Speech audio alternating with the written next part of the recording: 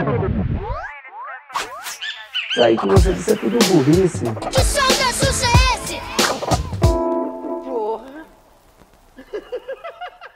Olá, X-Talkers! Sejam todos muito bem-vindos. E hoje o nosso episódio é especial. Hoje eu trago ele que é fitoterapeuta clínico, neurocientista e doutorando em naturopatia. No X-Talk de hoje, Júlio Luckmann fala sobre cura, saúde emocional, óleos essenciais e o caos da vida moderna. Direto, polêmico e cheio de provocações. Doutor Júlio, seja muito bem-vindo ao X-Talk. Muito obrigado pela oportunidade, sempre um prazer. Nossa, o doutor Júlio, que é febre nas redes sociais, sempre muito assertivo, sempre muito direto, com dicas extremamente fáceis que você pode ter aí a cura do que você mais, das suas dores, aí na horta da sua casa. Doutor, vamos começar falando um pouquinho da vida moderna. O senhor gosta muito de pegar isso nas suas redes, né? O que o cérebro moderno está desaprendendo com a vida moderna? Nós estamos nos afastando da nossa natureza, né? Daquilo que durante milhares de anos o nosso corpo foi programado geneticamente para responder. Então, toda vez que eu crio esse processo de distanciamento, eu estou deixando de fazer com que a minha programação genética responda àquilo. Um exemplo bem simples, né? Se a gente imaginar hoje, por exemplo, com o excesso de cuidados que a gente tem com limpeza. Você fala, puxa, mas limpeza é uma coisa boa, mas pensa no cachorro que você tem na sua casa. Ele toma aquela água da poça da rua e não tem nada. Se o ser humano tomar uma água levemente fora do padrão, a gente já morre de dor de barriga. Então, nós estamos nos afastando em nome de uma ideia de saúde, de uma ideia de beleza e tudo mais, e na verdade estamos criando doença. Se você for pensar o banho, a mesma coisa. Nenhum bicho na natureza toma tanto banho quanto a gente. A gente está com B12 baixa, com vitamina D baixa, com pouca oleosidade na pele, pouca oleosidade no cabelo. Então, assim, hoje eu tenho mostrado muito para as pessoas o quanto é importante a gente estar próximo dessa programação genética, né? Para você ter ali a resposta de tudo que o seu corpo está buscando. Apenas para as pessoas terem uma ideia do que eu estou falando, o nosso corpo tem 30 a 36 trilhões de células. Cada célula tem 22.500 genes. Então, nós temos, para cada gene, uma resposta para um problema. Se a gente for fazer 30 trilhões vezes os 22.500, nós estamos falando dos 600 quatrilhões de possibilidades de resolver problemas. Só que a genética precisa ser provocada para ela dar essa resposta. Se a gente não provoca, você vai ter problema. Ela vai ficar adormecida ali e vai te trazer problemas. Por exemplo, doutor, quando criança nasce, eu sei que tem mães que chegam a fazer coisas absurdas para a criança ficar asséptica, né? Com excesso de limpeza, e isso é preocupante. Muito. E falando na nossa Covid, né, do que nós passamos, a população de rua não teve tantos casos de Covid como imaginamos. Será que é justamente por estar, mas às vezes não toma tanto banho, não tem tantos cuidados, doutor? Você acha que pode existir essa correlação? Sim, eu até expandiria um pouco essa relação que você fez com o pessoal que vive na rua, com crianças que vivem em ambientes cuja asepsia não é tão boa assim. Então, a gente teve, por exemplo, casos de escolas, né, de crianças que têm mais contato com a terra, de crianças que têm mais contato com a natureza, crianças que têm animal de estimação em casa padeceram menos, adultos que têm animais de estimação em casa padeceram menos. Então, a gente vai vendo que a relação dessa asepsia exagerada, ela vai fazendo com que você economize o teu sistema imunológico, o que a princípio parece uma coisa boa, mas quando a gente vai observar, por exemplo, o caso da criança, uma criança até os seus 2 anos de idade, ela estará fazendo uma espécie de pós-graduação no teu sistema imunológico, porque ela vem com uma carga de imunidade inata, ela recebe uma carga de imunidade passiva pelo leite da mãe, e nós temos aqui atrás do nosso peito uma estrutura chamada timo, e o timo é responsável por fazer esse amadurecimento, essa espécie de especialização das células do sistema imune. E isso acontece até o 2º ano de vida.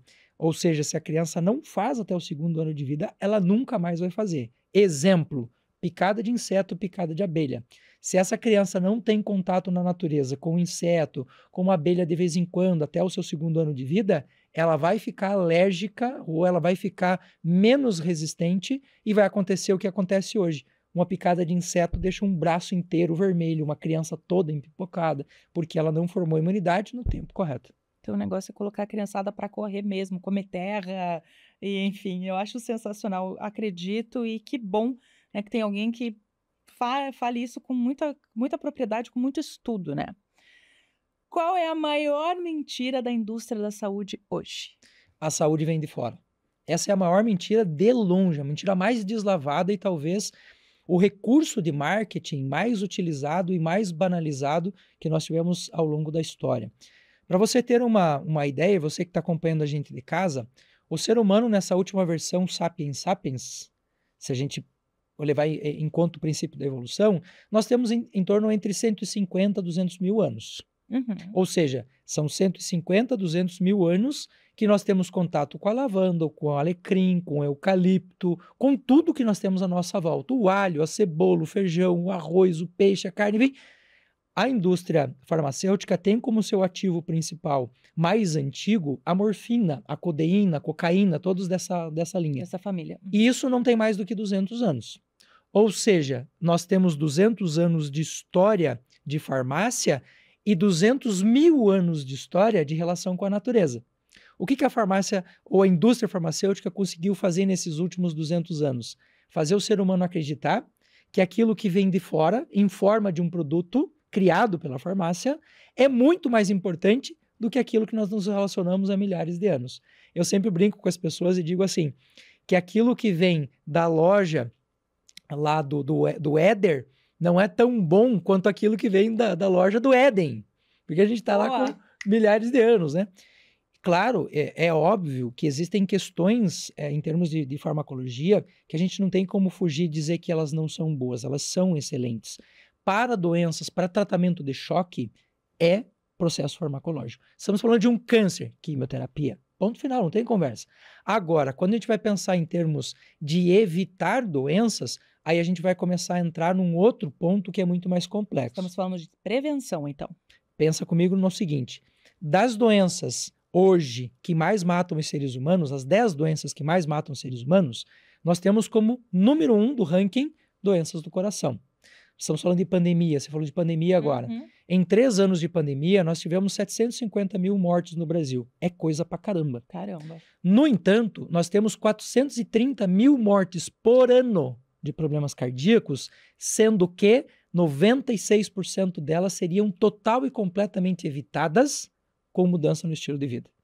Veja, isso é prevenção. Aí quando a gente vai entrar na dimensão da prevenção, não há nada no processo farmacológico que faça prevenção. Você não toma remédio, os remédios do coração da sua avó para não ter problema de coração. Se você tomar, você vai ter problema.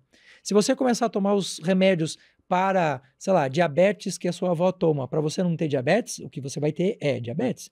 Então, dentro desse processo de prevenção, a nossa relação com a natureza, e aí vem plantas medicinais, plantas funcionais, punks, óleos essenciais, a gente vai ver que o nosso corpo está adequado a isso há 200 mil anos. Então a gente já relaciona há 200 mil anos. O problema é que a farmácia fez as pessoas acreditarem que a solução vem de fora. A solução nunca veio de fora. Ela nasce de dentro e precisa ser estimulada de dentro para fora. Essa é a maior mentira. E existe também a correlação com a indústria alimentícia, né? O senhor falou de doenças cardíacas. Não sei se você sabe, mas o primeiro ataque do coração, o doutor deve saber, né? O primeiro ataque do coração foi em 1950, quando introduziram o óleo vegetal na alimentação. Foi aí que começaram os problemas cardíacos, né, doutor? A indústria alimentícia é uma grande aliada para que a indústria farmacológica se fortaleça também, não? Os mesmos grupos comerciais hoje, né, que são os maiores grupos econômicos do mundo, são os principais donos da indústria farmacêutica, da indústria bélica, da indústria de alimentação e da indústria do entretenimento. Então, essas 4 indústrias, uma alimenta a outra, né? Porque eu fico assistindo série a noite inteira, eu não durmo, então meu corpo padece. Aí eu como mal durante esse processo, meu corpo padece. Isso tudo vai alimentando e retroalimentando a indústria que a gente chama de indústria da saúde, mas na verdade é a indústria da doença, né? Da doença. Que vai fazer com que as pessoas adoeçam numa frequência muito maior. Você falou agora da questão do coração. Um dos primeiros censos chamados censos científicos, né, com base científica, que nós temos na história, foi feito em 1909. E em 1909, entre as 100 doenças que mais matavam pessoas no planeta, não apareciam doenças do coração e nem câncer. Gripe? Gripe, você tinha sífilis, você tinha doenças que eram doenças contagiosas, que eram as que mais matavam. Gente, a gente morria de desnutrição, pense. Hoje as pessoas não morrem tanto de desnutrição. Cólera tinha bastante. A gente morre hoje de excesso de comer. Porcaria. Lixo, né? Porcaria, vamos ser bem claros, né? Doutor, a gente já vai entrar nos fitoterápicos, porque é incrível, é mágico. O doutor tem um livro super fácil de ler e que pode te ajudar muito, vai te ajudar muito. Existe algum fitoterápico que desacelere a alma? Desacelerar a alma é mais um ato de consciência, um ato de... Talvez um dos poucos atos humanos que realmente são humanos, né? Porque outras emoções, a gente já vai ver no processo evolutivo, a gente vai ver pessoas extremamente influentes falando no século XVIII que os seres humanos têm emoções. Darwin, por exemplo, tem um livro sensacional de 1876, se não me engano, que se chama A Expressão da Emoção nos Homens e nos Animais. Uau. E ele vai dizer que emoção é uma coisa comum aos animais. Porém, contudo, entretanto, aquelas emoções que estão ligadas à capacidade de tomada de consciência são as únicas que são efetivamente humanas. O que a neurociência mostra hoje? Que apesar da consciência ser algo extracorpóreo, não há uma localização para ela, não se abre o cérebro de alguém e acha a consciência lá. A gente sabe que a consciência depende de estruturas fisiológicas. E nas estruturas fisiológicas eu posso acelerar ou desacelerar processos bioquímicos. Então eu sei hoje, por exemplo, que um óleo essencial de lavanda faz a gente desacelerar. Eu sei que um óleo de menta faz a gente acelerar. E isso, de uma certa forma, eu poderia responder a pergunta que você me fez. Mas não sei se existe uma resposta para isso. Enfim. Em qual momento a natureza já salvou você? Você, Júlio. Olha, eu acho que a minha vida inteira eu estive sempre conectado à natureza, mas houve um momento que foi um momento dramático da minha vida, que foi quando eu sofri um acidente e perdi um dedo da minha mão, e eu desorganizei a minha vida por conta disso. Alimentação, problemas de saúde, experimentei uma ponta de depressão, engordei, perdi cabelo, a barba ficou branca, a minha vida virou um inferno. E eu fiz todas as terapias que você pode imaginar. E eu, como neurocientista, eu também busco respostas para mim. E eu fui fazer cursos em Harvard, MIT, Oxford, todos os lugares que são lugares de ponta. Mas realmente o que fez diferença na minha vida foi uma consulta nutricional que eu, na época, era extremamente preconceituoso com a nutrição, porque eu achava, comer, todo mundo come, é só encher a barriga e tá tudo certo. Certo. E aquela consulta, aquele atendimento em nutrição me despertou para uma vida, para uma possibilidade em relação à natureza que me fez repensar a minha vida. Tanto que eu abandonei meu primeiro doutorado para voltar a fazer nutrição. E aí a minha relação, eu nasci no interior, me criei no interior, a minha avó era raizeira, benzedeira lá no interior, o pessoal chama, né? E eu comecei a fazer uma relação de busca de o que tem na natureza que eu posso fazer de uso de tratamento. Aí entrou a fitoterapia. E aí eu nunca mais larguei. E esse foi o momento que eu reorganizei tudo na minha vida. Então eu diria que essa reaproximação com a natureza naquele momento salvou a minha vida. Porque se eu continuasse naquela linha, eu provavelmente não teria muito futuro. Faz quanto tempo isso, Júlio? Doutor Júlio? Eu tinha 25 para 26 anos, mais ou menos. Hoje eu estou com 46, então uns 20 anos por aí. Olha só. Você viraliza com temas muito sérios, né? E até onde você consegue enxergar o limite de simplificar assuntos sem perder a profundidade deles? Eu sempre fui um técnico, né? Eu sempre busquei muito essa parte do científico ou da explicação mais aprofundada, porque as pessoas confundem ciência com conhecimento. Isso não é verdade. Se você pegar o método filosófico, ele não é científico, mas é um método de chegar a um conhecimento. Método teológico, método, sei lá, psicológico, eles são métodos, né? Subjetivos, exatamente. Então, eu sempre fui um cara assim muito metodológico, essa é a palavra. E nesse momento que eu estava me reorganizando ali na questão de vida, eu era um pesquisador, trabalhava na universidade, e eu tive uma experiência que eu quero chamar de espiritual, alguns dizem que é um processo de esquizofrenia. Eu acho que não. Conta. Eu estava pesquisando uma célula do sistema nervoso e a sua interação com a acetilcolina e com GABA, que são dois neurotransmissores responsáveis pela formação e consolidação de redes neurais. E era uma sexta-feira à tarde e o meu microscópio teve uma pane, algo como uma piscada de luz muito forte. Uhum. Eu saí para dar uma volta na universidade, voltei, liguei o microscópio, aconteceu de novo. E eu pedi para o técnico do laboratório trocar as lâmpadas, fazer a manutenção básica, e por uma terceira vez isso aconteceu de novo. E naquele momento eu só me coloquei num estado meditativo e falei, bom, deve ser alguma coisa no meu corpo, não pode ser o aparelho. Sim. E eu ouvi uma voz que me disse que ele não me queria ali, ele me queria com o povo. E eu, naquele momento, era um momento da minha vida que eu ainda estava muito bagunçado, eu tinha deixado religião de lado, espiritualidade, enfim. E eu cheguei em casa naquela sexta-feira, contei essa experiência para minha esposa, e a minha esposa disse, se Deus falou com você, ele falou com a gente. E se ele falou com a gente tem que dizer sim. E foi aquele dia que eu abri o meu canal do YouTube. E aí eu fui testando, fazendo muitas coisas. E eu me lembro de uma frase de um professor meu na universidade, que ele disse o seguinte, se você não conseguir explicar coisas complexas para sua avó entender, não é a sua avó que não sabe entender, é você que é um péssimo explicador. Então eu fui nesse sentido buscando uma forma de simplificar as coisas sem me tornar simplório. E hoje eu chego a muitas casas, a muitos corações. Hoje eu tenho feito em torno, mais ou menos, depende do mês, entre 120 e 140 milhões de visualizações, o que dá 8, 9 milhões por dia, né?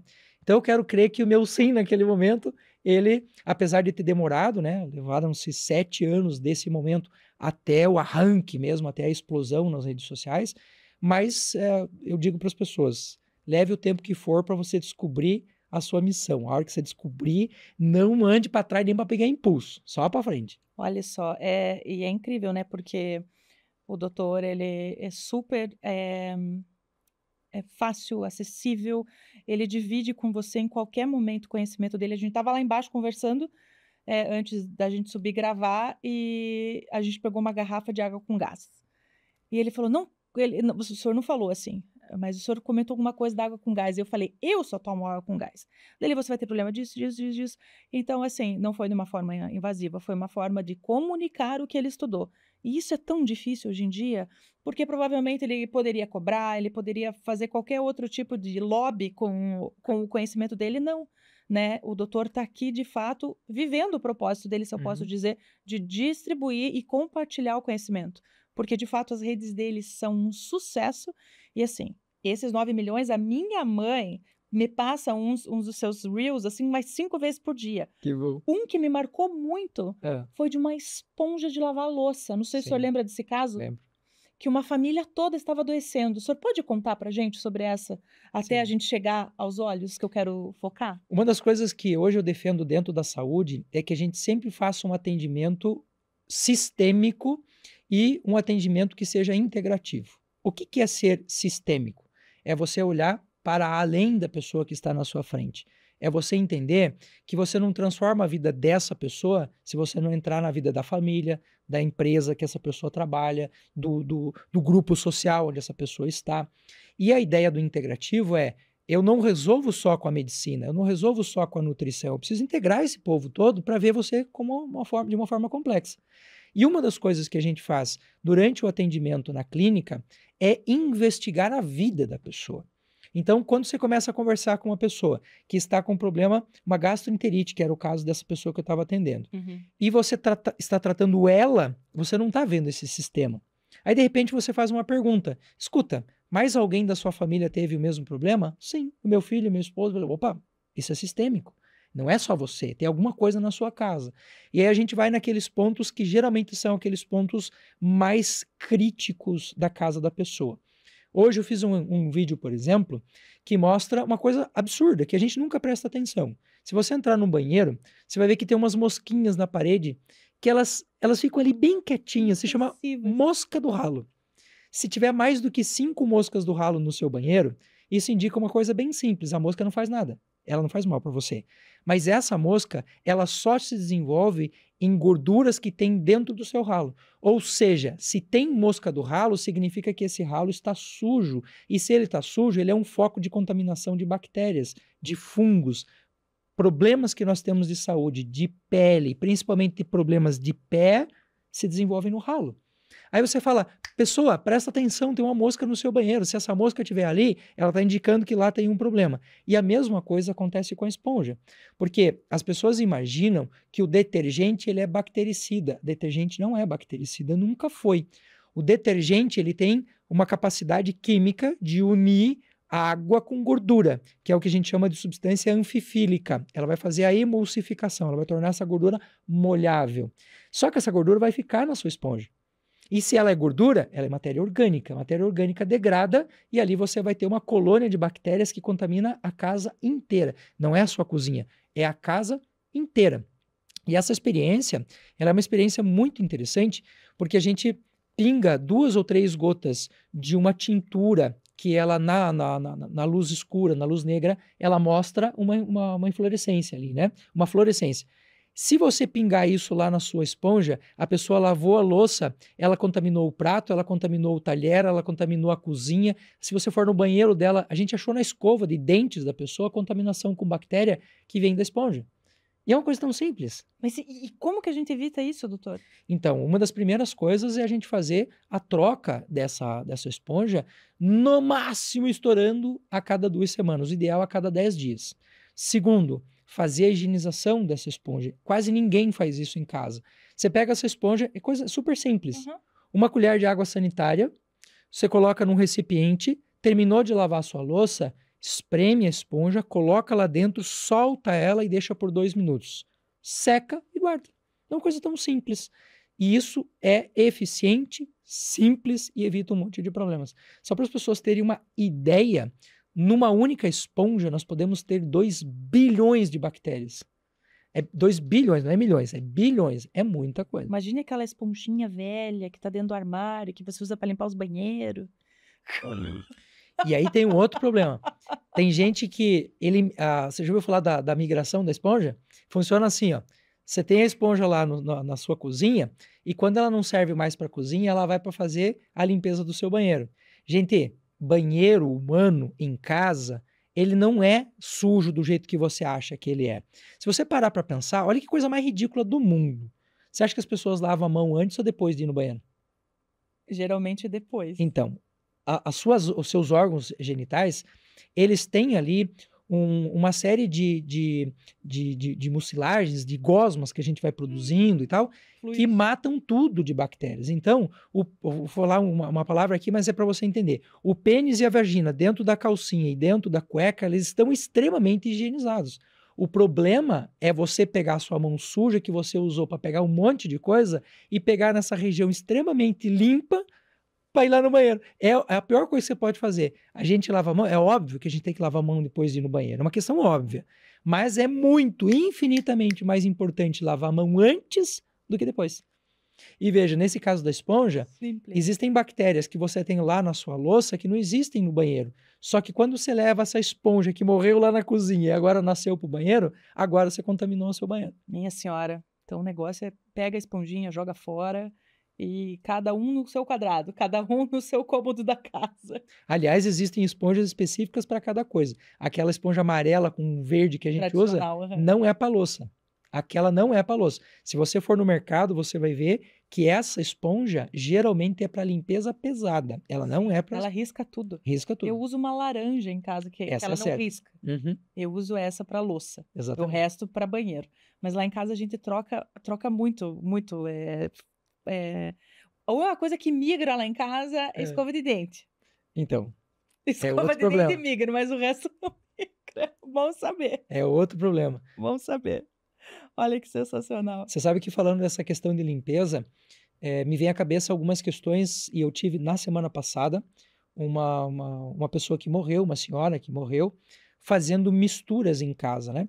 Então, se você mistura, por exemplo, água sanitária com vinagre, o vinagre ele é extremamente interessante para ajudar a limpar a gordura, porque o vinagre, tudo que é ácido, vai facilitar a saída da gordura. Usa vinagre até na roupa. Então, e é sensacional. Só que sozinho. Se você faz misturas, neste caso, água sanitária com vinagre vai criar um vapor que é tóxico e que, neste caso, pegou uma senhora que já tinha problema de pulmão e ela veio a falecer por causa disso. Outro exemplo clássico em casa, né? Você vai usar água sanitária no banheiro. Gente, não pode usar água sanitária no banheiro.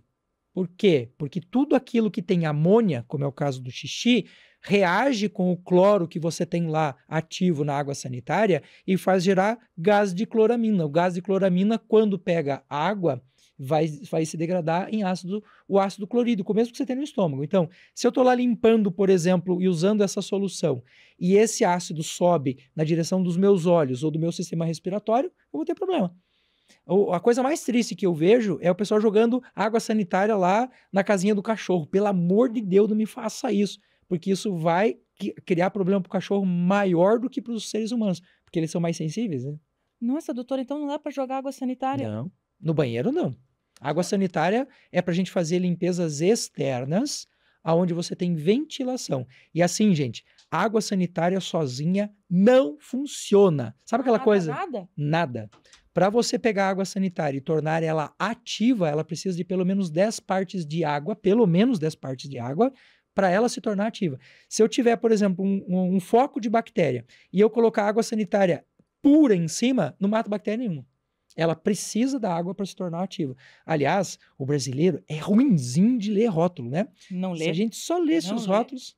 Ontem eu estava dando uma aula num grupo de medicina e eu perguntei para eles assim, né? Como é que a gente usa o cotonetes para fazer a limpeza do nosso ouvido? Aí os médicos todos falaram, olha, não pode colocar dentro do duto auditivo. E eu falei, vocês já deram uma lida atrás da caixa de cotonetes? Todas elas, por lei, têm que estar escritas. Não pode usar o cotonetes dentro do duto auditivo. Ou seja, se as pessoas simplesmente lessem os rótulos, todo mundo saberia o que hoje é a exclusividade do médico. Mas eu tô chocada com a água sanitária. Doutor do céu, lá em casa eu uso pra tudo. Pra usar pra limpar fruta, verdura, para isso serve. Então, o cloro é uma das piores coisas que você pode botar para dentro do seu corpo. Sim, Vamos pensar assim, ó. gente do céu. Eu vou te explicar de uma forma simples para que todo mundo que está em casa entenda. Só tem 2 hormônios no seu corpo que têm receptor em todas as células. Tá. Melatonina e o hormônio da tireoide. São os únicos 2 que todas as células reconhecem. Uhum. Para você ter tireoide funcional, você precisa de iodo. O nome do hormônio da tireoide é T3 e T4. T4 significa o quê? Tetra, iodo, tironina. O T3, tri, iodo, tironina. Só que o iodo ele faz parte de um grupo de substâncias químicas chamados halogênios, onde fazem parte também o cloro, o flúor e o bromo, que são mais leves. Então, quando você tem cloro numa proporção maior do que a que o seu corpo precisa, o cloro se gruda nos receptores do iodo, impedindo a sua tireoide de funcionar. Veja, se o hormônio da tireoide se liga a todos os receptores do corpo, de todas as células, das 30 trilhões de células, ele deve ter alguma importância. Se ele não consegue fazer o trabalho dele, metabolismo não funciona, imunidade não funciona, a pele não funciona, intestino não funciona, o corpo vira um caos. O que é a água sanitária que você põe para lavar os teus alimentos? Cloro. E se você tem cloro lá, você não consegue eliminar o cloro depois que você o lava. Então, eu sempre sou, apesar de, vou falar isso aqui de uma maneira bem clara, apesar de existir indicação hoje do Conselho Federal de Nutrição, do Conselho de Química, do Conselho de Farmácia, na Anvisa, para fazer higienização, eu, Júlio César, falando em meu CPF, digo para você, não use, porque ele é problemático. Se você pegar só o cloro que você tem na sua água, por exemplo, ele já acumulado durante o tempo, ele já vai afetar a sua tireoide. Então, eu não usaria. O que a gente precisa entender hoje? E o que você usaria? O iodo, se você pegar tintura de iodo a 5%, de 15 a 20 gotas por 1 litro de água, mergulha as suas plantas lá dentro, deixa num lugar escuro para não ter oxidação por 1 hora. E o ozônio? Funciona. O problema é que o ozônio ele deixa gosto ruim nas coisas, né? Mas ele funciona. Ele é uma ótima opção. Olha só. Você, neurocientista e também naturopata, teve algum conflito entre ciência e intuição já? Sempre, todo dia. É uma briga constante. E quem vence? Veja, eu aprendi a fazer uma coisa hoje que eu, como cientista, veja, quando eu digo eu sou neurocientista, eu estou apostando o meu nome à palavra cientista. Então, eu trago uma responsabilidade para dentro de casa quando eu falo isso. No entanto, a ciência ela é extremamente limitada. A ciência não consegue responder a todas as perguntas. Por isso, hoje, o meu foco ele é sempre no resultado que eu tenho com uma determinada ação e não na explicação que eu tenho com aquilo. Vou te dar um exemplo para ficar evidente para todo mundo. A ciência tem como método básico pegar o todo, dividir em partes, estudar essas partes e depois replicar os resultados dessa parte para o todo de volta. Então, por exemplo, se eu pegar um cravo da Índia e eu mastigar um cravo da Índia, eu resolvo o problema de bactérias que causam gengivite. Então, o que a ciência vai se perguntar? Que diabos tem no cravo que faz com que eu mate a bactéria? Então, ela vai lá estudar e você vai pegar o cravo tem 1.238 moléculas. Um cravo daquele tamanhinho, Pequenininho. ele tem mais de 1.000 compostos. E a ciência consegue explicar que o carvacrol é uma substância do cravo que mata bactérias. No entanto, não existe dentro da ciência nenhum método científico capaz de explicar como é que esses 1.200 compostos conversam. Não tem como, a ciência é incapaz de fazer isso. Isso é um problema por quê? Porque as pessoas vão dizer a fitoterapia não tem resposta científica para tudo. Não tem e nunca vai ter, porque a ciência nunca vai ser capaz de fazer isso. Agora, Maior. se em 10.000 anos do ser humano mastigando cravo, eu não conseguir as respostas que eu preciso para saber para que o cravo serve, não serão 10 anos de pesquisa que vão fazer isso. Então, hoje eu sempre penso assim, ó, a gente sempre age, uma boa parte do nosso trabalho, mais por intuição, e isso não é só o cientista não, tá? É todo mundo. Todo mundo. O médico faz isso, o psicólogo faz isso, o nutricionista faz isso. A maior parte do que a gente faz no nosso trabalho não é científico, não. É intuição. E é exatamente a experiência, é exatamente essa capacidade de observação que a gente vai tendo que vai nos dando cancha para nos tornarmos profissionais maravilhosos. Então esse conflito ele existe e assim, é diário isso, não tem como fugir. Eu imagino, né? Imagino. E agora a gente vai... Eu não sei se eu falo do óleo essencial, eu falo da água antes. Porque me marcou tanto a gente conversando ali embaixo, né? O pai que pegou uma garrafa de água gelada de gás e abriu e... Nossa, e eu falei, eu adoro isso dele. Não. Conta para nós, doutor, o que está acontecendo com o mundo aí, H2O? Imagina que você levantou pela manhã e você vai dar conta dos problemas do seu dia. Tá. E você tem 10 problemas para resolver. Uhum. Sendo que alguns problemas são extremamente simples, como preciso cortar meu cabelo, e outros problemas são extremamente complexos, como se eu não estancar o sangramento do meu dedo, eu vou morrer esvaído. Tá. Qual que é a lógica que a gente usa nesses casos?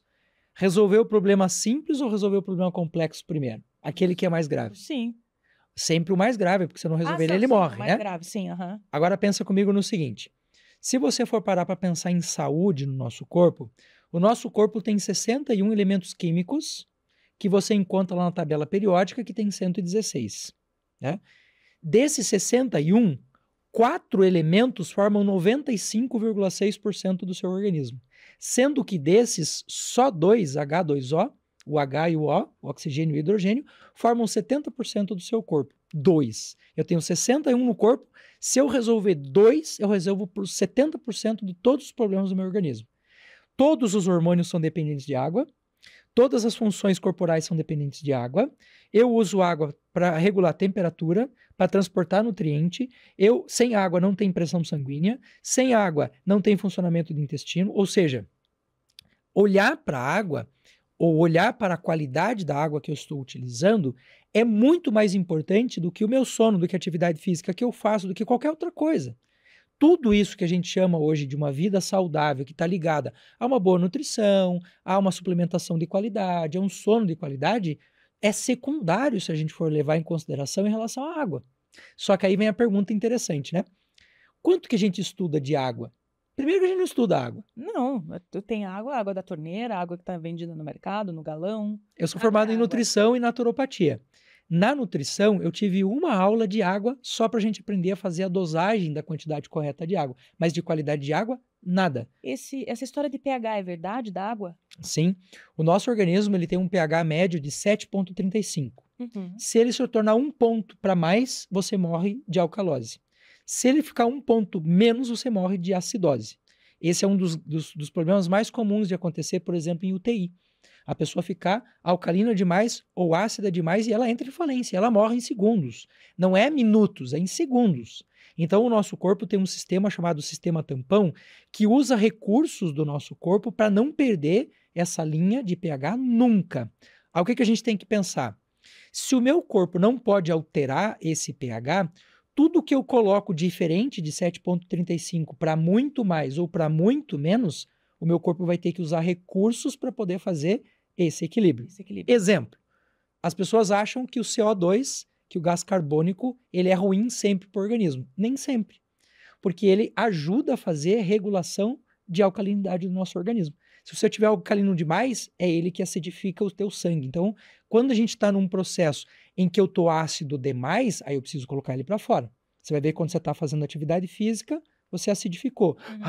Respiração rápida, botar esse oxigênio para fora.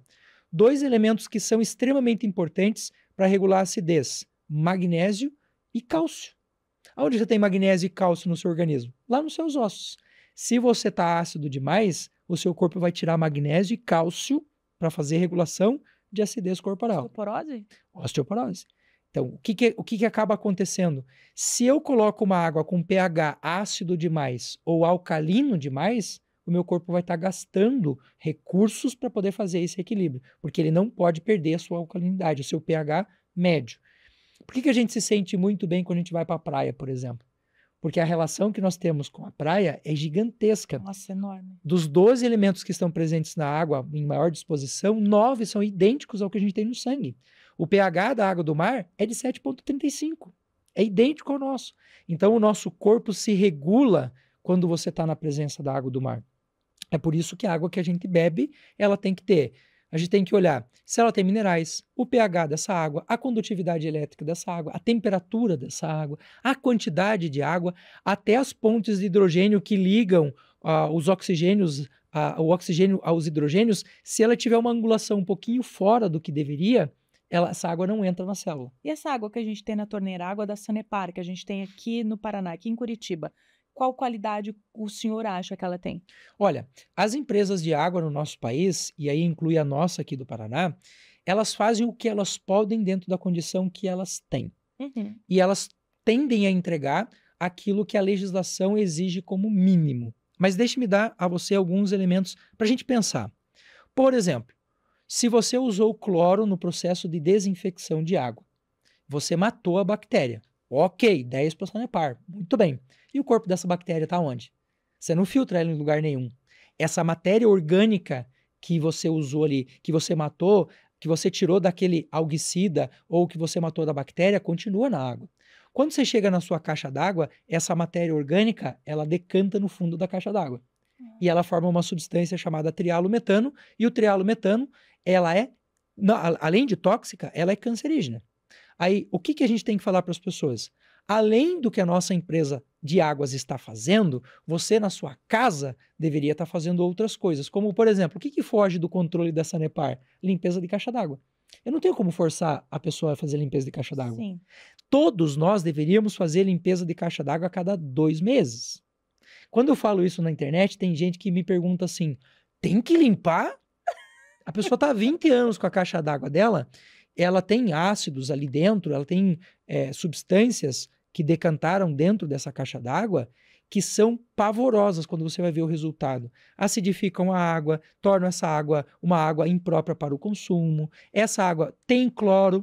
Eu discuti com o engenheiro esses dias e ele me falou, não, porque o cloro ele é volátil e quando o movimento da água, quando a água chega na casa das pessoas, a gente vai numa casa dessas que tem produto de piscina, pega um reagente de cloro e leva para tua casa. Pega a água da torneira e pinga 5 gotinhas dentro da tua água, você já vai ver se tem cloro ou se não tem. Tem, tá lá, não tem como você dizer que não. Quanto mais próxima a tua casa está da estação de tratamento, mais cloro a tua casa tem. Porque o cloro vai degradando e vai evaporando. Se você vai pegar a última casa do sistema de abastecimento, lá tem menos cloro, mas tem maior probabilidade de ter bactéria na água, porque sem cloro, bactérias se desenvolvem. Então, assim, as empresas públicas fazem o que podem. mas não conseguem entregar uma água de qualidade perfeita que evite problemas. Se você pensar só, por exemplo, que toda medicação que você usa, toda medicação, Tá. depende de uma acidez de água perfeita para fazer efeito, Nossa. você já vai ver que hoje nós temos que carregar na dose, dependendo de onde você está no Brasil, eu tenho que aumentar a dose em quase 40%, ou seja, 40% de carga no meu pâncreas, no meu fígado, no meu rim, no meu intestino, só porque a pessoa está tomando uma porcaria de uma água. Existe alguma água no mercado hoje, lógico, não precisa citar nomes, que dê para a gente o resultado que a gente precisa, ou um pouco melhor de qualidade, um pouco mais de qualidade? Hoje existe um recurso que a gente pode utilizar em casa que resolve em boa parte esse problema.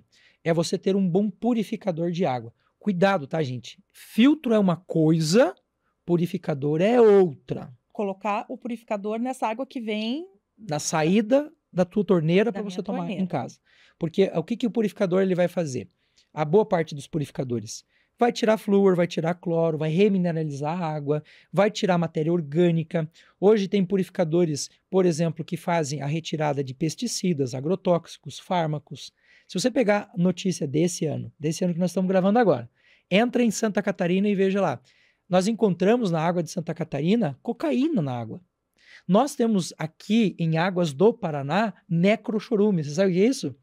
É o caldo, é a água que Chorume. sobra de um cadáver. Porque hoje nós estamos com o nosso lençol freático contaminado. Porque imagina, uma pessoa, sei lá, a pessoa fez um tratamento, imagina, para um câncer. Certo? 5 anos de tratamento, esse corpo ele está muito carregado desses elementos químicos. Quando você põe uma pessoa dessa enterrada na terra, esse necro vem de morte, né?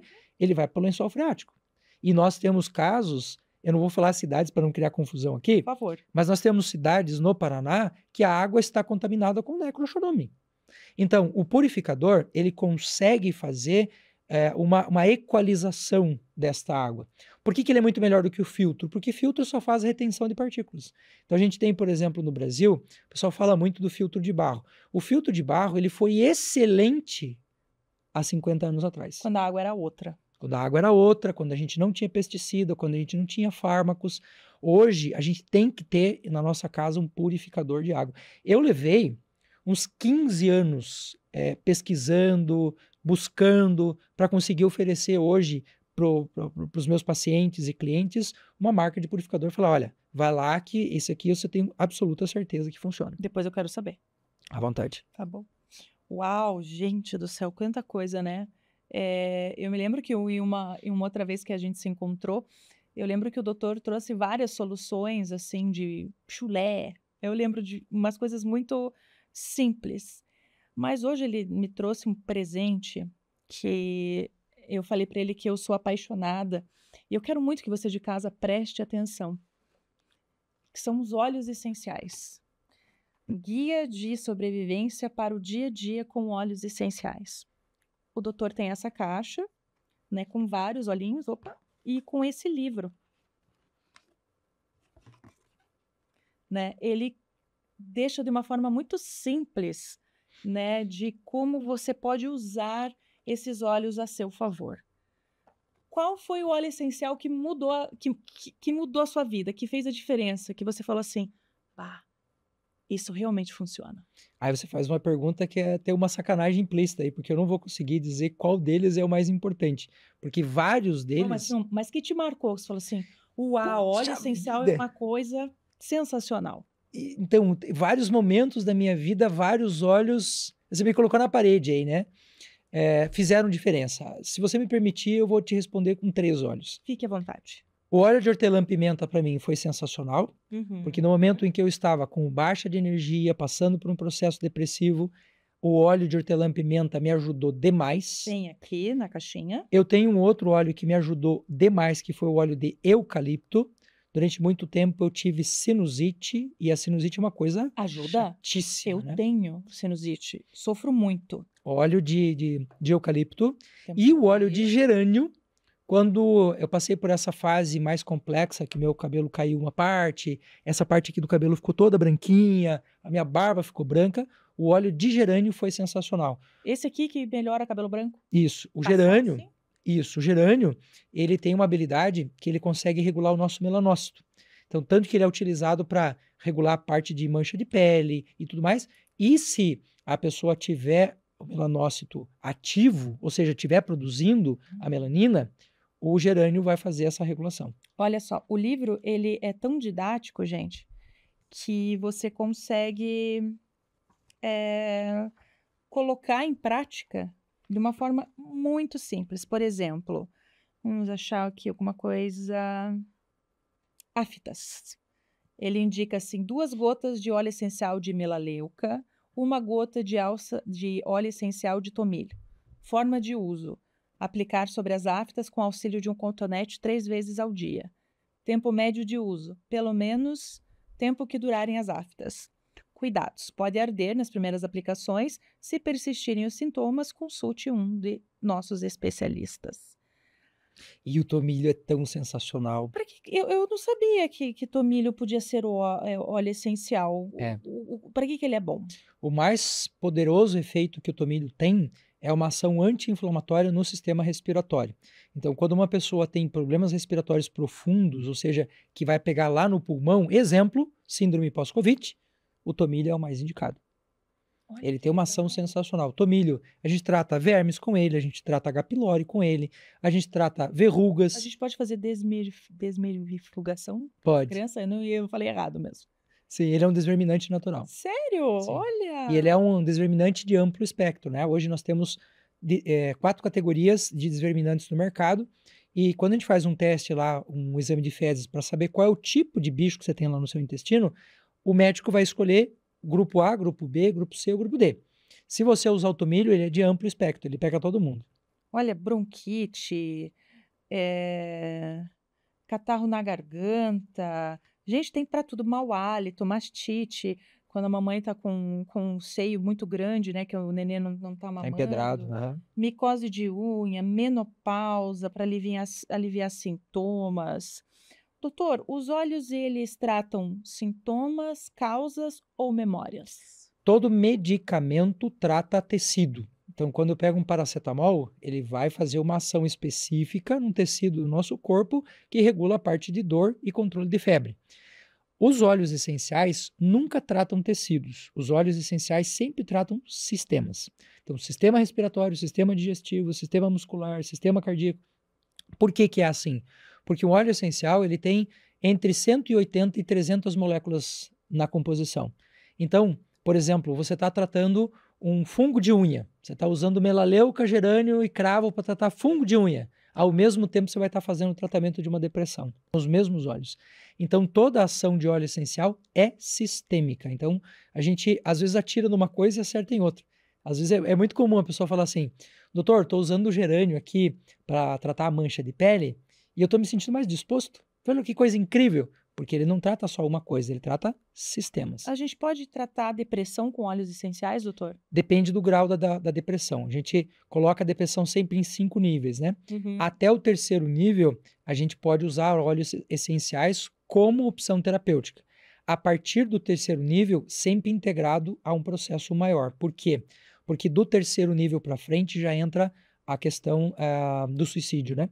A tendência ao suicídio. Então, aí a gente não pode brincar com isso e o óleo essencial ele não tem uma ação tão intensa que evite isso. Aí eu preciso de medicação. E precisa de um acompanhamento Médico, sério também, sempre. né? Médico, psicológico, né? E sabe o que eu achei bacana desse kit aqui do doutor? Esse vem 10 óleos e vem o veículo, que é o semente de uva. O que é o veículo? O veículo é quando você quer misturar, no caso aqui são alguns óleos. Por exemplo, eu tô com enxaqueca, preciso dormir bem e quero ter energia. Eu posso pegar lavanda, menta e qual que é para enxaqueca, doutor? Não sei. O de copaíba. O de copaíba. Aí eu coloco com secar a semente de uva, que é o veículo, e coloco nesse rolãozinho, é isso? Isso, para você passar na pele. O óleo essencial, ele é volátil, então se ele ficar na temperatura ambiente e exposto ao ar, ele evapora. Como ele é um óleo, se eu misturar ele com óleo vegetal, que é o óleo carreador, o óleo carreador não só mantém ele na pele, como vai fazer a sua absorção. Se você passar esse óleo na sua mão, por exemplo, em coisa de 2 minutos e meio, a sua pele vai fazer a absorção total.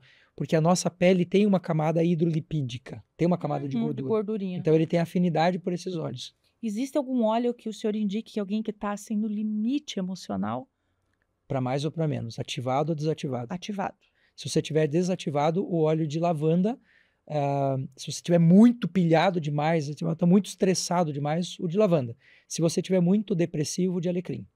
Olha só. E assim, para quem está em casa, assim, tô muito pilhado, tô muito estressado. Eu pego um óleo de alecrim, pingo na mão quantas O gotinhas? estressado é o de lavanda. O de lavanda, Isso. perdão. O de lavanda, como que Uma. funciona? Uma gotinha e eu Só. inalo.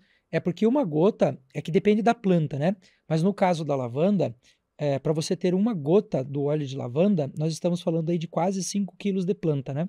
Então, quando você Uma coloca, gota? quando você coloca uma gota na sua mão, você tem que imaginar a quantidade de lavanda que você está consumindo, né? O óleo de alecrim são 3,5 kg de planta. Então, quantos quilos de lavanda tem em 5 ml? É bastante. É bastante porque cada gota, cada ml tem 20 gotas, né?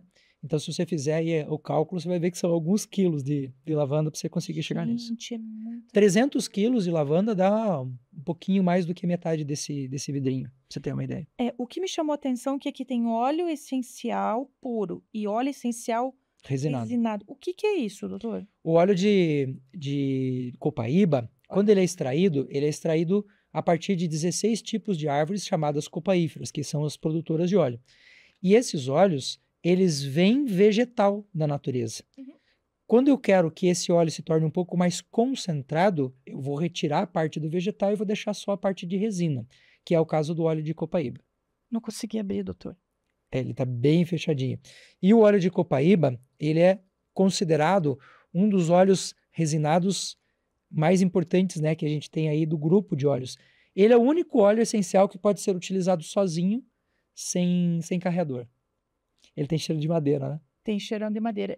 E eu quero que o doutor Júlio fale uma coisa que eu achei uma curiosidade incrível, porque o óleo de copaíba é antigo, né? E ele não tem o valor merecido, né, doutor? Porque ele é um óleo barato e de fácil acesso. Mas existem estudos que Muitos. ele é mais eficaz que o próprio óleo de cannabis. É isso, doutor? Sim, nós temos um sistema que faz parte, ele é um sistema que é lateral ao nosso sistema nervoso central, que se chama sistema endocannabinoide. E o sistema endocannabinoide tem alguns receptores que fazem controle de intestino, que fazem controle de batimento cardíaco, eles estão envolvidos com o controle do nosso fluxo energético mental, e o beta-cariofileno 7, que é o que tem lá no nosso óleo de copaíba, age no nosso sistema endocannabinoide, assim como o óleo de cannabis. Se for comparado ao óleo de cannabis para algumas ações, como o TDAH, ele dá de 10 a 0, tranquilamente. Então, a gente está tratando, às vezes, uma criança, um filho, enfim, conhece alguém que está tratando um TDAH, o óleo de copaíba pode ajudar. Esse óleo resinado. A gente O óleo tem que sempre resinado. lembrar que o óleo de copaíba ele é muito amplo, né? Os tipos de óleo que tem. Este óleo resinado é o que é mais indicado. Esse e o óleo essencial. O óleo... Ah, É que esse é óleo essencial resinado. Tem um que é Esse- mais concentrado ainda. esse que eu posso ingerir? Pode. Esse aqui, dessa marca. Nem todo Tá, óleo essencial pode ser Gente, ingerido. essa aqui é a marca do Da Fitoessência. doutor, da Fitoessência. Isso. E assim, o óleo do doutor é de extrema qualidade, né, doutor? Eu não coloco nada nos meus produtos que eu não tenha absoluta certeza, porque hoje eu imagino assim, quando eu disse sim para minha missão e hoje Deus me permite chegar a 8 milhões de pessoas por dia, eu tenho uma responsabilidade muito grande com isso, né? Então o que eu entrego sempre é aquilo que eu tenho absoluta certeza. Quando a gente está se tratando com óleo essencial, não é só o inalar, né? O que a gente precisa entender é que a pele é o maior órgão do ser humano e foi o órgão que mais fez o ser humano evoluir como gente. Então, quando a gente passa o óleo nas mãos, fricciona e aquece, como o doutor ensinou, e inala, a gente também está fazendo efeito através da pele, doutor? Olha uma coisa interessante. Se você usar álcool nas suas mãos para fazer asepsia, o álcool ele degrada a camada externa da bactéria e do vírus que mata, literalmente vai matar ele, porque ele vai perder a sua capacidade de fazer troca gasosa e de nutrientes. Só que a nossa microbiota de pele é tão importante quanto a microbiota do nosso intestino. No nosso intestino, nós temos 130 trilhões de micro-organismos. Na pele, nós temos 24. Então, é muita coisa. E quando você usa um óleo essencial, você não mata a sua microbiota. Se você pegar um óleo de melaleuca, por exemplo, misturar com óleo de semente de uva, passar nas suas mãos, mesmo que você lave as suas mãos, você vai estar protegido durante 6 horas. O álcool não faz isso. O álcool tira a tua camada de proteção natural, degrada a tua própria gordura. Claro que numa situação em que eu não tenho outra opção, o álcool é uma ótima opção. Mas se você for hoje nos hospitais, você vai ver que o álcool não é a opção de asepsia dos médicos e enfermeiros. É lavar as mãos e não usar o álcool. Porque o álcool ele é bom para tirar o excesso, quando eu estou muito contaminado. Mas no dia a dia, resseca a pele, traz uma série de outros problemas. Eu sou muito mais de usar o óleo essencial do que usar qualquer outro tipo de forma de asepsia. Uau. Simples, barato, eficiente, porque como ele vai ser absorvido pela camada hidrolipídica da sua pele, a gente tem gordura na pele, né? Sim. Quando você faz essa absorção, você fica protegido, mesmo que você lave sua mão. Uau. Nossa, eu uso bastante óleo. Óleo não, álcool nas mãos. Álcool, né? Desde a Covid, eu peguei esse costume e, pelo jeito, tem que pensar. Imagine que você usou álcool agora, você matou tudo. Se você tocar numa superfície que está cheia de bactérias, você está desprotegida, como se você estivesse nua, literalmente. Porque ao fazer esse processo de limpeza da mão, você tira a tua camada de proteção, né? Por isso que a reposição com óleos sempre vai ser muito mais eficiente. Eu vou te dar um exemplo categórico disso. Uhum. Se a pessoa for tomar banho e ela lava as suas partes internas, as suas partes íntimas ali, né? Uhum. Se você lava demais, você tira a proteção. Então, a sacada é nunca usar sabonete nas partes íntimas, jamais. E quando você está com um ataque fúngico, como uma candidíase ou uma vaginite, por exemplo, só usar o óleo de melaleuca com óleo de semente de uva você resolve se você tiver numa condição razoável. Por quê? Porque você vai devolvendo para o corpo a capacidade dele produzir saúde de dentro para fora, e não de fora para dentro. É a segunda vez que o doutor fala de banho, né? Nós não deveríamos tomar banho todo dia, é isso? Como que é? Com tudo que você estudou, a bagagem que você tem, não é certo? A nossa camada externa de proteção, nós temos algumas barreiras do sistema imunológico, que são barreiras químicas, outras barreiras são barreiras com células do sistema imune, mas as principais barreiras do nosso organismo são barreiras mecânicas, como a nossa pele, que você falou agora. Mas o que impede que a bactéria, o vírus ou qualquer coisa entre na sua pele? A camada de gordura que você tem. E gordura tem alguns inimigos: sabonete, esponja e água quente. Então, quanto mais banho você toma, quanto mais tempo você fica embaixo da água, menos você tem proteção no seu organismo. Se você pegar qualquer dermatologista, e eu estou aqui chutando, tirando no escuro, se você pegar hoje qualquer dermatologista e fizer essa pergunta para ele, a resposta vai ser a mesma: lave só com água. Claro que existem situações, por exemplo, eu vou mexer no meu quintal, a minha mão está suja de terra. É evidente que eu vou usar um detergente, um sabonete para fazer a retirada do excesso. O meu marido é mecânico, por exemplo. Então, vai ter que usar para tirar o excesso. Mas ao fazer isto, ele já tem que repor o óleo, porque senão ele fica nu, literalmente. Do ponto de vista imunológico, você está nu. Exemplo da vida prática. Você tem na tua pele uma bactéria que é nativa chamada Streptococcus aureus. Na sua pele, ela não fede e não cheira. Aliás, ela te protege de vírus. Ela tem uma função muito importante. Se você tirar a camada de gordura e ela entrar na sua pele, ela vai fazer cravo, acne, e se ela entrar na circulação sanguínea, ela se instala no coração, te dando uma endocardite bacteriana e te mata em dias. Então, essa bactéria não faz mal nenhum. Sem camada de proteção, ela é um problema. É a mesma coisa que acontece com a Cândida. Cândida albicans é um fungo que não faz diferença nenhuma estar no seu organismo, a não ser que você esteja com a imunidade ruim. Aí ele te ataca. H. pylori é a mesma coisa. Uau! Aí você faz o quê? Devolve ao corpo a capacidade que ele tem de lidar com esses bichos. Você pega uma Cândida albicans, faz um antifúngico potente ali, você mata ela. Mas você mata todo mundo que faz bem pra você também. E, por exemplo, o meu filho é uma criança atópica. Ele não tem essa camada de gordura. Ele geralmente fica bastante áspero, tenho que hidratar Dermatite, muito. Tem algum cuidado? Existe algo que pode melhorar? Óleo de semente de uva com óleo de lavanda. A lavanda, ela consegue fazer uma ação muito interessante, que é a replicação das células tronco da nossa pele. Se você colocar nesse jogo uma gotinha de óleo de gerânio, o gerânio aumenta ácido hialurônico, que faz a retenção do colágeno e retenção de água na pele. Então, pessoa que tem pele seca sempre tem que usar esses 3. Você vai ver uma diferença. Faz uma experiência em casa. Pega 20 gotas do óleo de semente de uva, Tá, 2 gotas de gerânio tá. e 2 gotas de lavanda. E passa só no braço esquerdo. 2 semanas e compara um com o outro. Você nunca mais vai parar de usar. Não, porque eu levei ele no dermatologista há muitos anos, porque depois de umas férias intensas de piscina, ele Claro. apareceu um monte de mancha branca. Nossa, na hora passou o pior possível dentro da minha Aham. cabeça. Aí a dermatologista falou: não, mãe, a pele dele tá desidratada, ele precisa hidratar a pele. Aham. Foi onde eu descobri que ele é atópico, ele não tem essa camada de gordura na pele, Hidrolipídico. então Uhum. resseca muito a pelezinha. Então eu vou usar. Faz depois do banho, sempre depois do banho, no mínimo óleo de semente de uva, todos os dias, todo santo dia, porque o óleo de semente de uva, ele é biocompatível com os óleos da nossa pele. Ele é o óleo mais biocompatível com o corpo humano. E uma coisa interessante que a gente vai ver, né, nesse sistema podre, esse sistema maldito que a gente tem de lobby, dizendo que uma coisa presta e outra não presta. O óleo de semente de uva, no Brasil, é o melhor óleo em termos de qualidade no planeta. Não tem ninguém que produza óleo como a gente produz aqui. E ninguém sabe disso. E é produzido aqui, no Rio Grande do Sul, o maior produtor mundial de óleo de semente de uva está aqui. Devem saber muito bem, mas escondem. Então, é triste isso, né? É triste isso. Você vai ver que hoje os países que mais compram da gente o óleo de semente de uva são Coreia, Japão e China. As melhores Use medicina da gente. e as melhores qualidades de pele. Entra lá num site coreano qualquer e veja a qualidade de pele. O povo anda brilhando assim, ó, de E fora óleo a que usa. alimentação deles, que é muito melhor, né? Eles comem muito peixe, comem muita alga, isso ajuda também. Sim, ajuda.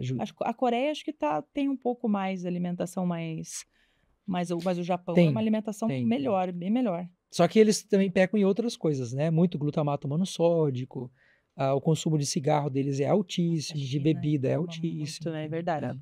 É pior que é mesmo. Isso é verdade. Tem algum óleo essencial que é superestimado? Em que sentido? Assim, falam que ele é muito bom, mas não é tanto? Puxa, os óleos essenciais, pela sua complexidade, eles sempre vão ter uma ação muito positiva no organismo. Mesmo que você não consiga saber exatamente o que ele faz, alguma coisa ele vai te ajudar. O que eu diria nessa questão do superestimado é você usar um óleo que tenta resolver tudo. Por exemplo, as pessoas, você vai conversar norte e nordeste, as pessoas falam que o óleo de copaíba serve para tudo. Não é bem assim. Ele tem ações muito específicas e a gente acabou de falar, ele é sensacional com um monte de coisa. Só que as pessoas superestimam. Se você for pensar que o uso errado do óleo essencial numa pessoa que não deveria estar utilizando, ao invés de ajudar, ele pode piorar. Então, o guia de sobrevivência ele foi criado exatamente por causa disso. Então, Porque não é hoje- porque é natural que eu posso usar de forma irresponsável ou desenfreada. Exatamente. Porque hoje se faz uma propaganda muito grande para empurrar óleo para todo mundo e comprar a rodo, e as pessoas não têm informação técnica para poder fazer o uso da maneira correta. Então, doutor, tem muitas marcas que fazem meio uma pirâmide, né? É triste isso, né? É triste, né? Porque vira comércio daí. Aí perde a função que é trabalhar com saúde, né? Olha só, né, já estão vendendo outra coisa, né? Sim. Olha, existe algum óleo na sua visão que ele é meio coringa? O óleo de copaíba é muito assim. O óleo de alecrim é muito assim. O próprio óleo de lavanda também tem essa característica. Tanto que você vai ver que na maior parte das misturas, sempre um dos três vai estar presente ali. Sempre. Então eles têm uma função bastante coringa. E depende do sistema também, né? Se você for pensar em processo de emagrecimento, o grapefruit, que é o óleo de toranja, ele sempre vai estar no jogo. Ele trata celulite, ele trata gordura localizada, ele trata gordura no fígado, ele trata processo de emagrecimento de uma forma geral. Nenhum óleo, aliás, nenhuma substância é capaz de emagrecer ninguém, tá, gente? Ele ajuda você a fazer. Tirou as minhas esperanças. Ele ajuda você a fazer o que você tem que fazer, né? Tirou as minhas esperanças, doutor? Não. E ele é gostoso, por falar nisso. Eu gosto do gosto dele. Eu posso ingerir todos que tem aqui. Sim, alguns, daí você tem que observar como é que está o organismo dessa pessoa, né? Se ela tiver, por exemplo, pessoas que têm problemas renais não podem utilizar. Pessoas que têm problemas hepáticos não podem utilizar. Em Doutor, forma de ingestão, né? Eu vi que aqui você tem para acne, né? Para Sim. você colocar em cima da acne. Tem para diminuir olheiras? Tem. Gerânio. Tudo que você dá pra pensa. passar assim? Tudo que você pensa Bolsas também. assim. Aí você pode, para bolsa, você pode colocar a copaíba junto. Copaíba ele vai melhorar aquela parte de ácido hialurônico, Olha. que vai melhorar a parte de colágeno, né, que a gente tem ali. Aham. Mas assim, olheira, moçada, você tem que dormir direito também e comer direitinho, porque olheira sempre é um sinal de que alguma coisa no seu corpo não está bem. Eu sempre falo para as pessoas assim, olha, tratar o sintoma é possível, e traz resultados fantásticos. Mas mais do que você tratar o sintoma, é você ir para a causa. E olheira sempre é acúmulo de toxina que a gente tem por dormir errado. Sempre, Por dormir mal. sempre. Tadinho, meu filho tá começando a ter olheira, ele tem 10 anos. Tem que olhar para o sono dele. que olhar pro sono dele. Tadinho. Sono e fígado sempre. E fígado. Sabe uma coisa que eu gosto muito do Dr. Júlio é que ele vive o que ele prega, Uhum. né? E a maior prova disso, para vocês que acompanham ele nas redes sociais, e se não acompanham, por favor, sigam o Dr. Júlio Luckman. Luckman, isso. É a família dele. Ele tem uma história, ou melhor, a família dele tem uma história. A mulher dele é fisiculturista natural, é isso? Isso. E ele me contou que ela é ex-obesa. Se você entrar agora e ver uma foto, como é o nome dela? Simone A Luckman. Simone, você não acredita. Você fala assim, nossa, Não é possível. como que eu consigo chegar naquela forma sem nenhum tipo de produto para Para emagrecimento. emagrecimento ou para ficar forte? A sua mulher provavelmente não ingere whey. Ingere. Ingere? Sim, o whey é extremamente importante para a gente ter Olha emagrecimento. só. Whey não Creatina, engorda. essas Aham. coisas. É que o fisiculturismo natural, você não pode ter nada que seja químico dentro de uma lista enorme de coisas, né? Então, sei lá, você vai usar um clenbuterol lá para emagrecimento. Não pode. Não pode. Você tem que fazer isso de maneira fisiológica. E o filho dele também. Fisiculturista também. E ele pesou quase 110 quilos, viu, o Gabriel. E ele é fisiculturista profissional hoje. E como que, Leva tudo. e como que você, eu acredito que foi você que deu o exemplo, né? Sim. Colocou eles na linha, porque é difícil. Foi com o seu exemplo, foi com o seu conhecimento, porque conscientizar, principalmente o mais jovem, que é o filho, que tá ali para dar uma peitada na gente, como que Sim. foi esse processo? Olha, a gente sempre pensa nessa coisa do exemplo, né? Eu tive uma fase de desregulação na minha vida, sim, mas nem sempre o santo de casa ele faz milagres. Uhum. E o meu filho não chegaria a 110 quilos se ele tivesse seguido o meu exemplo naquela época. Mas ele começou a fazer a edição dos meus vídeos. E um dia, ao fazer a edição dos meus vídeos, ele chegou para mim assim, com aquela cara de pergunta e falou: essas paradas que você faz aí, velho, isso funciona? Eu falei: só tem um jeito de saber. É você fazer o processo comigo. E ele começou o processo, foi para academia, fez tudo bonitinho. Hoje ele está no 3º ano de nutrição, tá? Tá quase terminando nutrição. E ele seguiu e ele influenciou meu pai, minha mãe, minha tia, a minha filha, minha esposa. Às vezes o exemplo ele arrasta mais por um viés que às vezes a gente não espera, que foi o caso do Gabriel, do que você falando, do que você trabalhando, enfim. A minha esposa teve uma questão de sensibilização dela também, né? Uhum. A gente tinha uma padaria e um dia ela chegou em casa e ela disse, ó, não tem como, a gente prega a saúde e eu estou vendendo glúten adicionado ao pão com açúcar branco, não dá, eu não consigo fazer mais isso. E ela estava entrando em depressão, a gente teve que se desfazer do negócio porque estava fazendo mal para ela.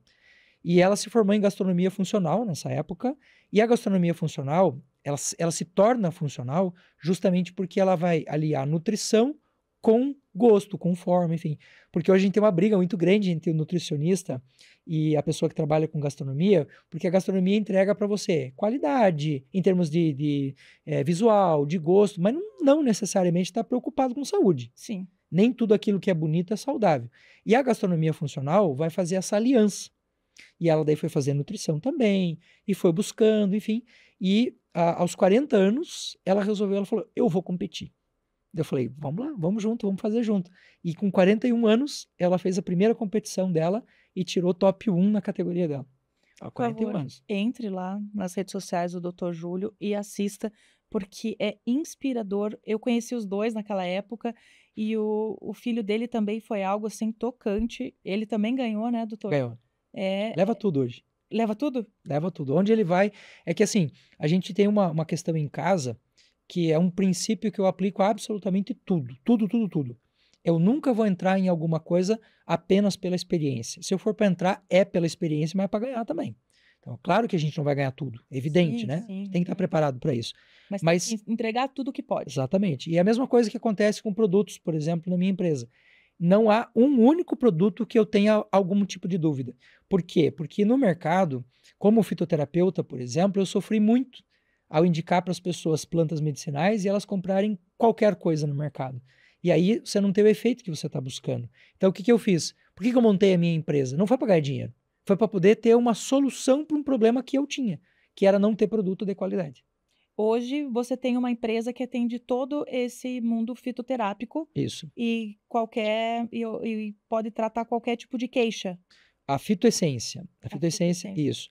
Assim, eu diria que é um exagero, Não, mas a sim, maioria mas com a certeza. maioria. Sim. Não consigo dormir bem, eu tô com menopausa, estou nessa época, tenho dores. Isso. As coisas mais corriqueiras eu consigo uma solução Sim. natural na fitoessência.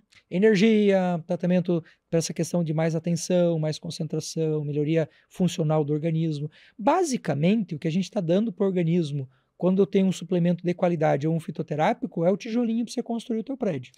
Você não dá mais consultas hoje? Hoje não. Hoje tem uma equipe que trabalha comigo, que faz isso, né? Mas hoje eu não consigo mais, porque a minha vida tá louca. Então, Você imaginar a minha agenda hoje? o doutor tá instruindo pessoas Sim, que atendam esse público. sim. Hoje eu tenho vários cursos, inclusive tem curso dessa semana, agora que a gente está gravando, né? Nós temos cursos de óleos essenciais, eu tenho curso de planta medicinal, tenho Eu tô curso de... inscrita. Seja Sério, eu me inscrevi. Que bom. Seja bem-vindo. Muito obrigada. Começa segunda-feira. Eu sei, eu recebo lá as Notificações. notificações. Doutor, dentro de todo esse conhecimento, toda essa bagagem, todo esse estudo, tem algum médico que você admira? Na verdade, tem vários, assim. Alguns já faleceram, alguns são referência ainda hoje. É difícil escolher um só, mas Tem algum brasileiro? assim, eu gosto muito da linha do Dr. Laí Ribeiro, apesar de algumas coisas serem contestáveis, assim, como tudo, aliás, né? Mas ele é uma pessoa que, de uma forma muito profunda, me inspirou a buscar. Nem tudo eu busco nele, mas o exemplo dele, por exemplo, do que ele fez em termos de internet, você pode falar o que você quiser do Laí Ribeiro, mas o cara é um monstro na internet, até hoje. E fazem 6 anos que ele não produz um único vídeo mais. E ele continua, 6 anos já. em algumas áreas ele continua top 1, top 1, top 1. Por quê? Porque o exemplo dele foi um exemplo que me motiva demais. Nutricionistas, Gabriel de Carvalho, professor Murilo Pereira, são pessoas assim que me inspiraram demais e hoje são para mim grandes referências nessa área, né? Existe um médico iraniano chamado Batman Gelid, Dr. Batman, né? Que foi o cara que falou sobre o sal integral, foi o primeiro cara que trouxe essa noção de água como uma noção importante. Então são pessoas assim que eu olho para elas e falo, puxa, um dia eu chego lá. Que legal, sensacional. Eu tive o prazer de conhecer o Dr. Laí Ribeiro. Sim, fiz vários cursos com ele. Eu tive o prazer de entrevistá-lo uma vez e Que eu fiquei bacana. assim, nossa, doutor Laí, vem aqui, eu quero ter uma consulta com o senhor, porque É ele incrível. realmente é fantástico, né? O que você nunca recomendaria? De comportamento, Comportamento, de alimento. Olha, você que Dormir tem mal. um filho. Dormir mal. Dormir mal é a pior coisa que você pode fazer na tua vida. Hoje, o maior ladrão de energia, o maior ladrão de telômeros, né, que é aquela estrutura que mantém o nosso corpo ativo, que faz você ter uma boa reprodução de células no teu organismo, é sono. Sono é o ativo mais importante dos 5 que eu considero importantes, né?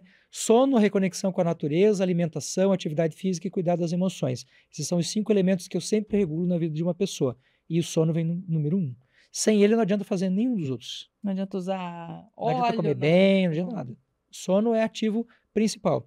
Só para você ter uma ideia, se a gente for pensar em termos de qualidade de sono, as horas que você dorme antes da meia-noite, agora no inverno talvez um pouco menos, porque a gente tá escurecendo um pouco mais cedo, né?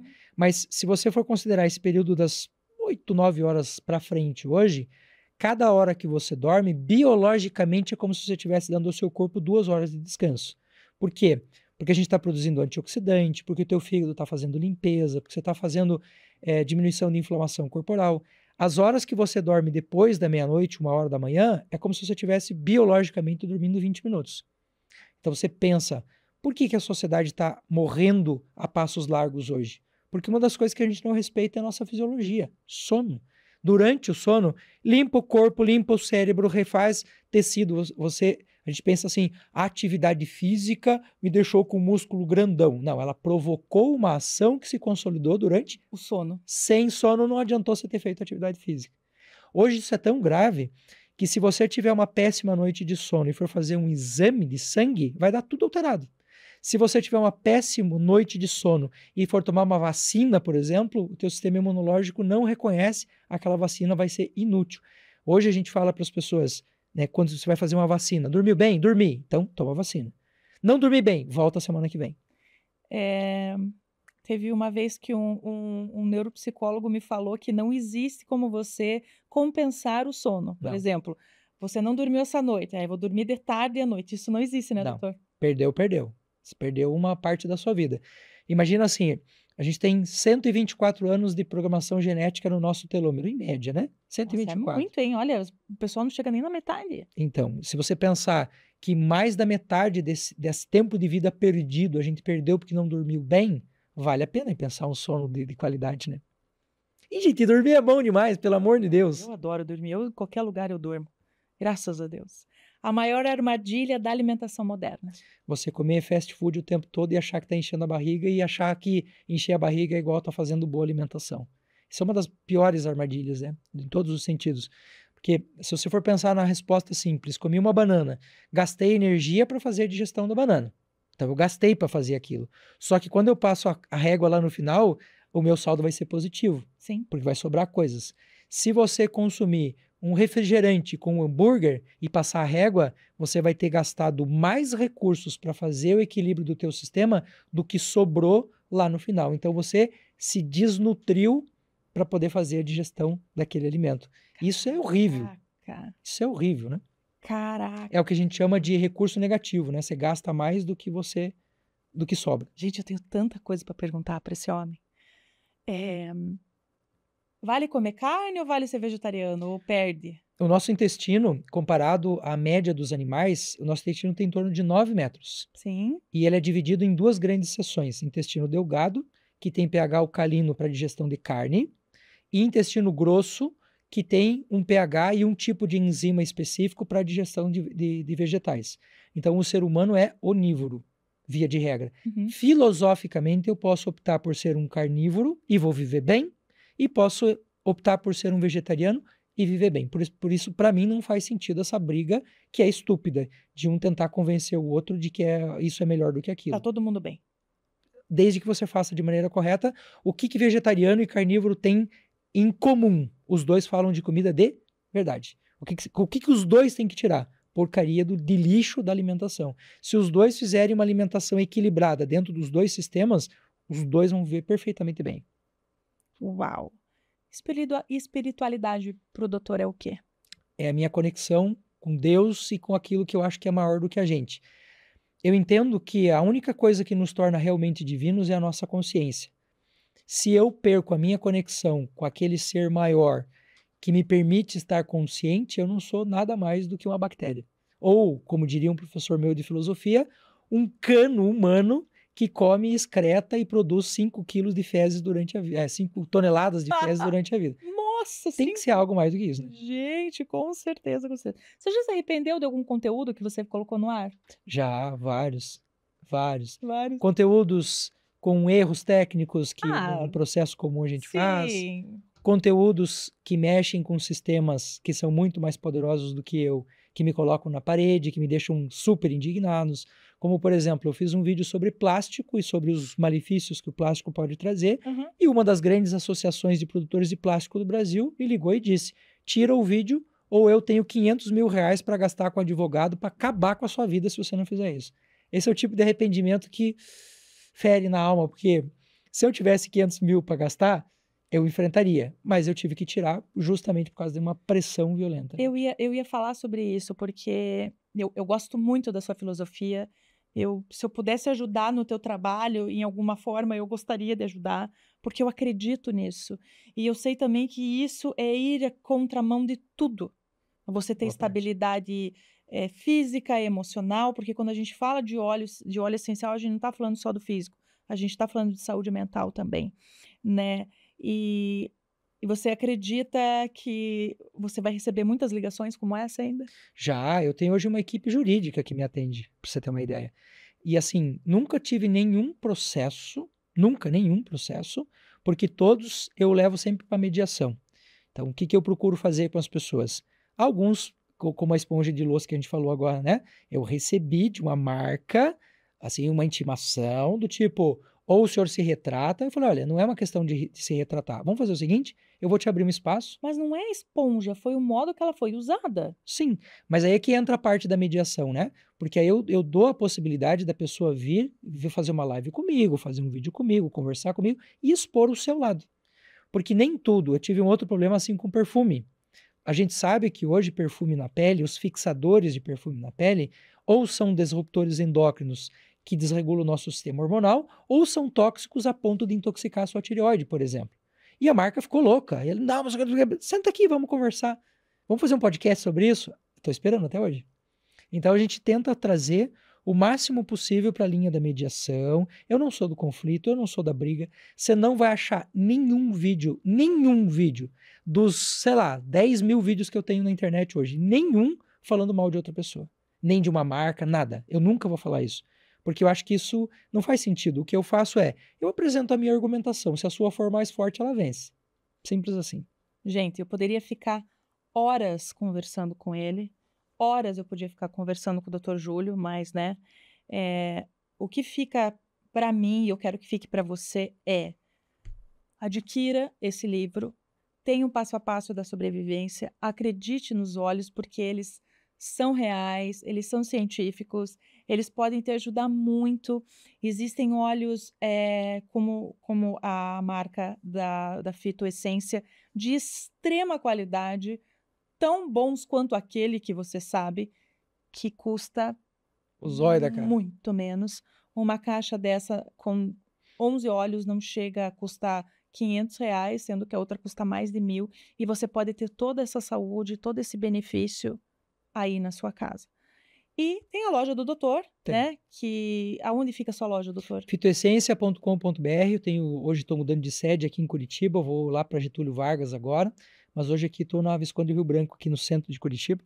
Mas você me encontra pela internet, né? Fitoessência.com.br. E ele tem uma equipe que vai te atender, vai poder te orientar. E vamos sim lutar pela saúde, por comer bem, por dormir bem, ter uma vida com mais conexão à natureza, com mais saúde física e mental. Doutor, eu não tenho palavras para agradecer. É sempre uma aula, é sempre um prazer, é sempre incrível de encher o coração, deixar a gente assim, puxa vida, é por isso que eu estou na televisão, para levar esse tipo de informação. Televisão hoje na internet, desculpe, é o erro. Não deixa de ser, né? Não deixa de ser. Nas mídias, pronto. Nas mídias, que é para isso, para levar para vocês isso que é de qualidade e de fácil acesso. Doutor, muito obrigado. Se quiser deixar uma mensagem para quem tá te assistindo, fique à vontade. Minha missão de vida: ensine tudo o que você sabe, sem restrição, não guarde nada para você. E aplique aquilo que você ensina para que você seja o exemplo daquilo que você busca no mundo. É isso aí. Compartilhar sempre é o segredo. Muito obrigada, doutor. Obrigado. Tchau, tchau. Isso aí que você disse é tudo burrice. Que som da sucesso!